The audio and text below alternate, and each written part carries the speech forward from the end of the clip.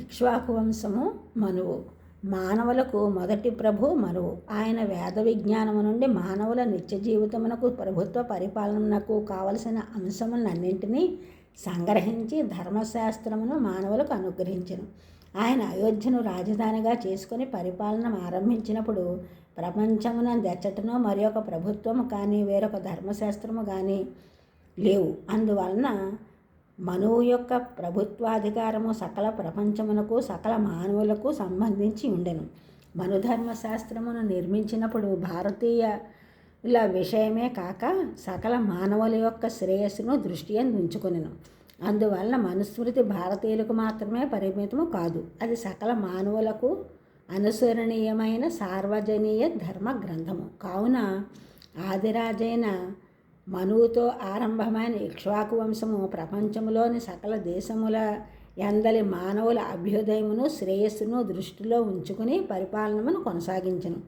ప్రజాపతి అయిన మనువుతో ఆరంభమైన ఇక్ష్వాకు వంశము రాజులకు అందరికన్నా ముందుగా సమస్తమైన ఈ భూమి సొంతమై ఉండెను.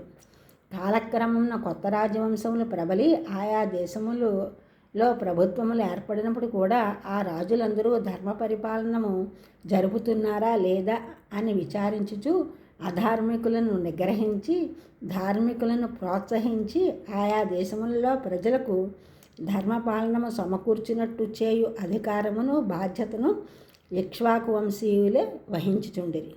దశరథుని వంటి దుర్బలులైన రాజులు అయోధ్యలో పరిపాలకులైనప్పుడు ఆ బాధ్యతను అధికారమును కొందరు రాజులు అనగా వాలి రావణుడు స్వీకరించిరి. వారు అధర్మయుక్తముగా వ్యవహరించునందున రాముడు అధికారమును ఉపయోగించి వాలికి రావణునికి తగిన శిక్షను విధించి కపిరాజ్యమునకు సుగ్రీవుని, లంకారం నగరమునకు విభీషణుని రాజుగా చేసి ధర్మమును నిలబెట్టెను. ఈ ఛానల్ చూసిన వాళ్ళందరూ కూడా సబ్స్క్రైబ్ చేయండి, షేర్ చేయండి, లైక్ చేయండి, కామెంట్ చేయండి. సబ్స్క్రైబ్ చేసిన వారందరికీ కూడా కృతజ్ఞతలు. షేర్ చేసిన వారు, లైక్ చేసిన వారు, కామెంట్ చేసిన వారందరికీ కూడా ధన్యవాదములు.